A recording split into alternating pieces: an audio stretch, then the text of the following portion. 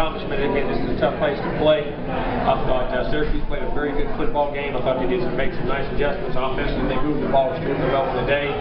But one of the big stories on the day that I was extremely proud of our defense. Even though they moved the ball, we played tremendous red zone, tight zone defense. Created some turnovers down there, held up in field goals, got some fourth down stops. They were really, I thought, critical in the game. I think they did a great job of that offense. I thought we were very efficient on the day. 477 yards through. Jameis was highly efficient, 30 and 36. Made good decisions all day. Galvin Cook came out and be a 100-yard back as a freshman. Come in, stepped up, and really did a nice job. Very proud. Mario was doing a good job too. Just got hit at the end right there. We had one turnover. That was it. Other than that, I thought we played pretty efficient on offense. 6 of 9 on third down, 5 of 5 in the red zone. I think we were 4 out of 5 touchdowns, if I'm not mistaken. So very proud of that. Had a lot of key young guys. Travis Rudolph and some of those young receivers step up. But he had a great win on the road.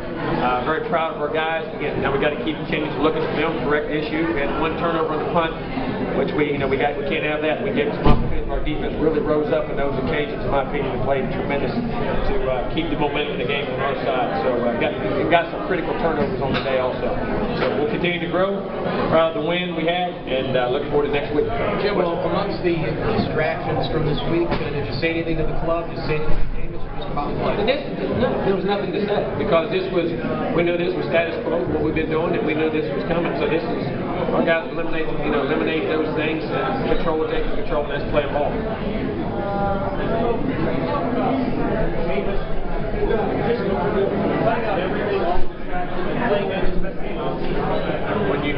I said before, when you know the circumstances, you were part of it. He understands the truth. He knows what happens. He plays ball. He can eliminate those things, and he's like you said, those situations ahead. He feels very comfortable about it. So we'll handle those as we go. No, I mean not necessarily. He can really control his mind that way. Does a tremendous job. You said Syracuse was able to move on your defense. Was that a concern, even though your red zone defense? Oh, everything's a concern.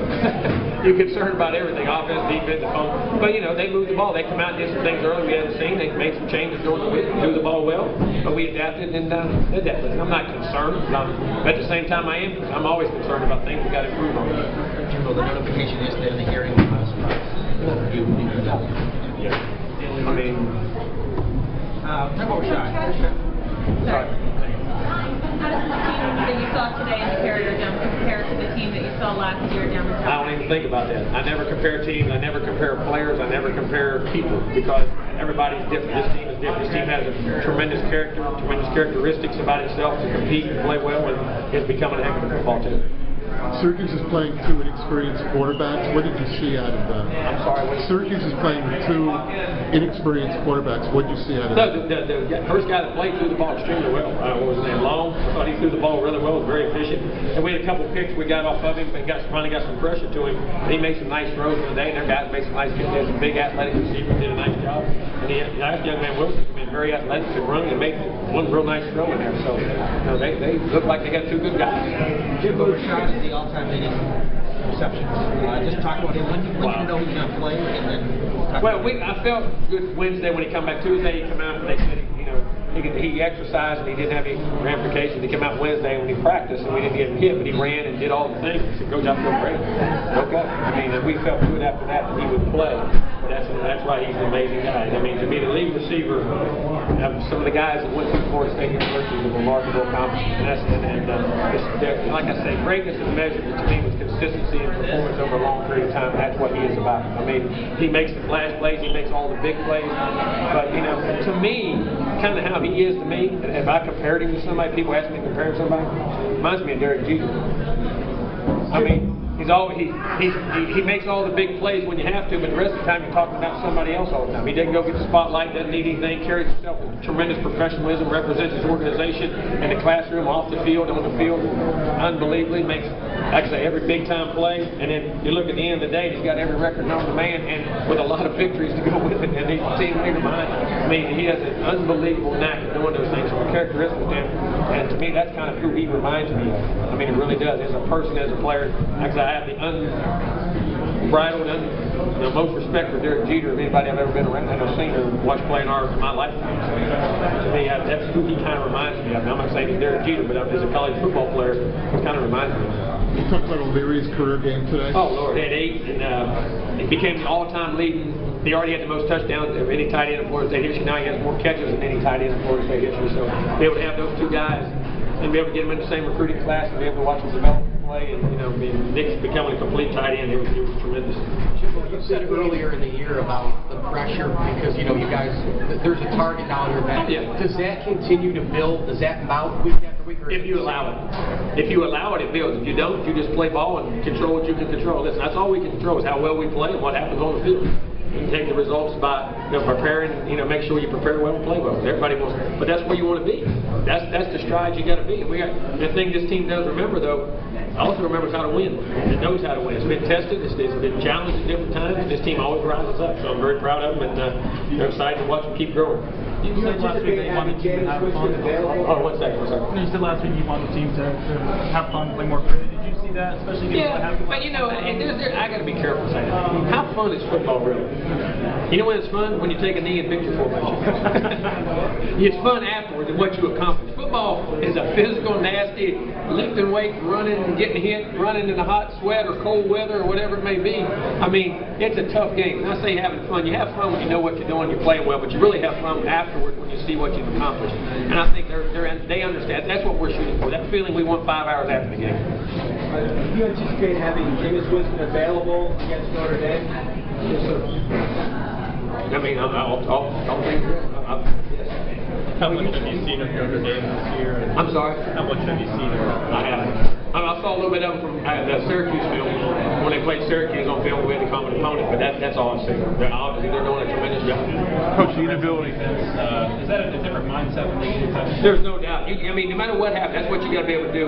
What I love about our team dealing with adversity. Okay, they move the ball. They're in the red zone. They're inside the 20. All of a sudden, now forget everything in this play. Let's make plays here that they can't get in that end zone. And to me, that's what championship caliber team. You don't always have to play the whole game well, but in situations, third down, red zone, those kind of things, you got to understand how to play well. And our team is doing a good job of that. Jimbo, the inability to get to the quarterback today, how critical is that for you? No, we need to get more pressure. We did. We need to get some. We'll keep working on it. No, on Jameis. Oh, them? We could have got some more marks ourselves too, but Jameis did a great job. They were pressuring to come, and he was getting the ball out of his hand. He was reading. He was getting the hot reads. He was getting the blitz reads. He was getting it to people. One time they made him hold it, they got him to strip it, late. That Bobby Hart made a tremendous play on, but that's his processing of the game to get us in now the right plays and get the ball to the right people. You talked last year about your teams that take today, what allowed you to do? Well, I think Rashad and those other players and receivers making big plays. People say, okay, we can't go play those guys on the other side one-on-one, or because Travis Rudolph made a big play, Urban Lane's made big plays, and Rashad's made big plays. We're running the football better now. So those things all open up Nick to work the field and decide all the things that he does. And sometimes they take it, sometimes they don't.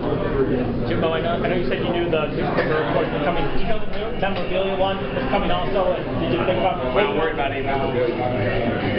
That memorabilia thing, kids sign things all the time. So what do you want to do, stop signing stuff? We can not have any fans, from that standpoint, and not sign for anybody. That's what it's going to come to. And that's a shame. That's a shame for college football that we can't take a kid and somebody exploits a kid. Now, if they're getting paid for it, that's a different deal. I have no knowledge of that, and I don't believe Jameis did. Dalvin's game touched on a little bit for him to kind of step up. Both guys, his performance in the Oh, he played tremendous. 20 carries, 117 yards, 23, had a big run, had a touchdown, and stepped up catching the ball too. Had a couple of critical catches out of the backfield.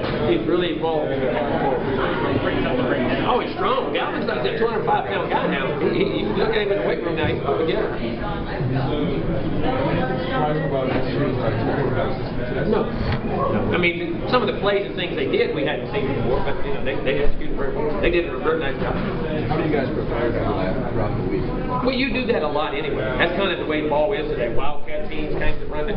When you put a running back there or a running quarterback, then you have no quarterback. We go against that every day. So that's kind of the norm in college football today, believe it or not.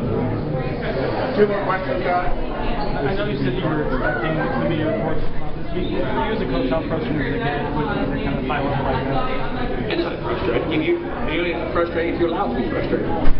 know the truth, you know the things that went on. We're very confident about your people. Move on. Good? Thanks, Coach. Thank you.